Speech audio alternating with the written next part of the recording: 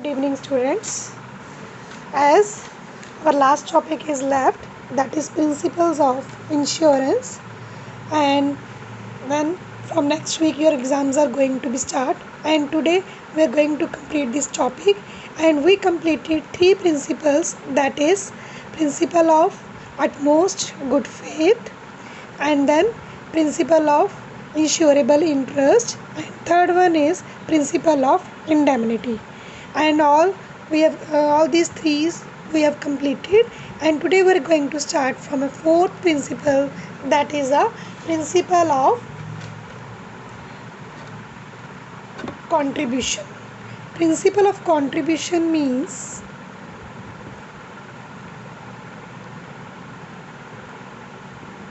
contribution. Principle of contribution means अगर आप insurer or insured, there are two parties. Insurer is a person who take the responsibility of risk, and insured whose responsibilities are taken by the company. So according to this principle, अगर कोई भी person अपनी एक ही property को for example 1 और 2 insurer से insurance करवाता है. फॉर एग्जांपल आपका एक हाउस है, one house that is insured from 3 companies ABC. 3 company से इंश्योरेंस करवाई है. तो अगर लॉस होता है, फॉर एग्जांपल आपको 2 लाख का लॉस होता है, ठीक है, तो 2 लाख लॉस ये नहीं है कि आप तीनों कंपनी से अलग अलग 2 लाख कलेक्ट करोगे एज ए कंपनसेशन अमाउंट. आपको जो कंपनसेशन मिलेगा वो 2 लाख रुपीज़ डिस्ट्रीब्यूटेड होएगा among these 3 companies. Total 2 lakh मिलेगा, but the loss is compensated by all the 3 companies collectively. But ये पॉसिबल लाइफ इंश्योरेंस में नहीं होता. लाइफ इंश्योरेंस में क्या है कि अगर आपने 1 और 2 मोर देन 1 कंपनी से आपने इंश्योरेंस करवाई है, तो आपको at the event of happening, आपकी डेथ या ड्यू डेट पे, तो आपको उसकी अमाउंट दोनों कंपनी से क्या मिलेगी, सेपरेट मिलेगी. इसलिए हम कहते हैं कि जो लाइफ इंश्योरेंस है वो एज ए इन्वेस्टमेंट क्लियर उसको ट्रीट करते हैं. और जो फायर इंश्योरेंस और जनरल इंश्योरेंस है, मैरिन इंश्योरेंस है, that is for compensating our loss only. Clear बच्चे. So principle of contribution suggests that if any persons get his property insured by 3 insurance company, then at the same time of incurrence of the loss, all the 3 companies will compensate for the loss faced, but in the proportionate manner. Clear बच्चे कि individually नहीं करेगा, proportionate manner में करेगा. और जो example है वो आप अच्छे से प्रिपेयर कर लेना. Next is subrogation. Principal of subrogation. Subrogation means कि अगर इंश्योर अपना कंपनसेशन ले लेता है कंपनी से, अगर insurance company after paying compensation to ensure all the rights of that property goes to insurer. It means कि अगर फॉर एग्ज़ाम्पल एक हाउस है, उसकी आपने फायर इंश्योरेंस करवाई हुई है, और उसमें जो भी गुड्स हैं उसमें दैट हाउस कैच फायर, और जो भी उसमें गुड्स थी वो सारी बर्नड होगी, और आपको उसका कंपनसेशन फॉर एग्जांपल आपकी इंश्योरेंस 2 लाख की थी, 2 लाख की गुड्स उसकी डैमेज होगी, 2 लाख आपको क्या मिल गया, कंपनसेशन मिल गया. Clear. After getting the compensation, अब जो भी उसमें गुड्स होएंगी या बर्नड गुड्स हैं या अनबर्नड गुड्स हैं, वो किसकी हो जाएंगी, इंश्योरर की हो जाएगी, कंपनी की हो जाएगी. उस पर आपका इंश्योर का राइट नहीं होगा. ये नहीं है कि आप डबल बेनिफिट लो, कि कंपनसेशन भी ले रहे हो इंश्योरेंस कंपनी से, और जो अनबर्नड गुड्स हैं या कोई गुड्स बची कुछ ही रह गई हैं, ये जली नहीं है पूरी तरह से, कि उनको डिस्पोज ऑफ करके आप कोई डबल बेनिफिट लो. क्लियर बच्चे. So principle of subrogation means after getting the compensation by the insurer, the insured, all the rights of that property goes to the insurer, not in the hands of the insured. Clear, compensation लेने के बाद। Clear बच्चे। Next is principle of mitigation of losses. Mitigation of loss means any insured person whose property is insured or whose whose property is insured, whose stock is insured against any premium. In that case, he must try to save his property from a fire, from a loss. जैसे कि for example एक house हमने against fire हमने उसकी insurance करवाई है और घर को आग लग रही है। क्लियर, तो आप उसको मिनिमाइज़ नहीं करते लॉस को, ना ही कोई फायर एक्सटिंग्विशर यूज़ करते हो, ना ही फायर ब्रिगेड को कॉल करते हो कि नहीं मुझे तो मेरी तो इंश्योरेंस हुई है, कोई बात नहीं, घर जलने दो। इन दैट केस अगर इंश्योरेंस कंपनी को इस चीज़ का पता चल गया कि आपने डेलिबरेटली आग लगवाई है या आपने इसको कम नहीं करने की कोशिश की, in that case company will not pay the compensation. So you must try to minimizing the loss even your property is insured. Clear बच्चे? So here you have given the example और उसको example के साथ ही आपने सारे उसको क्या करना है, explain करना है. Clear? So must try to minimizing the loss from the fire and from any event. Clear बच्चे? Next is principle of proximate cause. Proximate cause means proximate cause. That means कि आपका जो कंपनसेशन है या loss है उसका reason mention होना चाहिए. रीज़न मीन्स कि कंपनी तभी पे करेगी अगर आपका लॉस जो मेंशन रीज़न के कारण हुआ है तभी आपको वो कंपनसेशन मिलेगा. अगर रीज़न आपने कुछ और लिखा है और लॉस एक्चुअल में किसी और कारण से हुआ है तो आपको उसकी अमाउंट कंपनसेशन अमाउंट नहीं मिलेगी.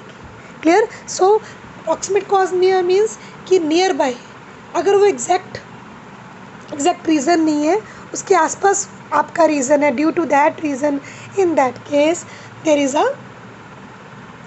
Is a possibility of paying compensation by the insurance company. Otherwise if reason is not mentioned in the policy, in that case your compensation will not be payable by the insurance company. Clear बच्चे? So here is example. That means all the terms and conditions where it is not possible to establish the cause of loss, the proxima cause is followed. Exact हमें loss का reason नहीं पता चल रहा तो उसके near by reason है वो भी उसको भी हम क्या करते हैं, फॉलो करते हैं. For instance, if a ship gets damaged due to constant frictions with icebergs and this causes damage to stock as well, now this damage is to stock which is insured, hence the insurance company will pay the compensation. अब जैसे कि through ship आपकी goods transport हो रही है तो आपका loss mention था, रीज़न मेंशन था कि अगर due to any reasons transportation में कोई प्रॉब्लम होती है कि आपका सारा स्टॉक डैमेज होता है then company will pay the compensation. और आपका भी रीज़न यही था कि ड्यू टू आइसबर्ग्स कि ड्यूरिंग द ट्रांसपोर्टेशन तो हमारा शिप जो है वो आइसबर्ग्स के फ्रिक्शन के कारण क्या हो गया, डैमेज हो गया और सारा पानी स्टॉक को स्पॉइल कर दिया सारा पानी ने. इट मीन्स कि आपका जो रीज़न है वो प्रॉक्सिमेट रीज़न होएगा, उसके नियर बाय रीज़न है कि ड्यू टू वाटर ही आपकी क्या हुई है, गुड्स की स्टॉक की लॉस हुआ है, that's why you will get the compensation. और अगर कोई रीज़न और है in that case company will pay not the compensation. Clear बच्चे? So all the principles you have to prepare very well. Then there is a two aspects, reinsurance and double insurance. Reinsurance means when one insurance company get the risk covered from the other insurance company. For example, company A. Clear? Here is a insured person. Insured persons just take the policy from company A for example 15 lakh. अब 15 लाख एक company ने इसका तो risk cover इसको surety दे दी कि आपका risk cover हो जाएगा अगेंस्ट अ हाउस. बट एक को लगता है कि इतना रिस्क में कवर नहीं कर पाओगे कंपनी, तो वो क्या करती है, एक दूसरी कंपनी से क्या कर लेती है, इंश्योरेंस करवा लेती है। Clear. Same house is insured from a company B also. अब इसमें क्या होता है, insured has a direct relation link with the A. Insured ने कंपनसेशन सिर्फ ए कंपनी से ही क्लेम करनी है, not from the B. B, there is no direct contact between insured and a B. Here is a contract between a company A and a B. Clear बच्चे?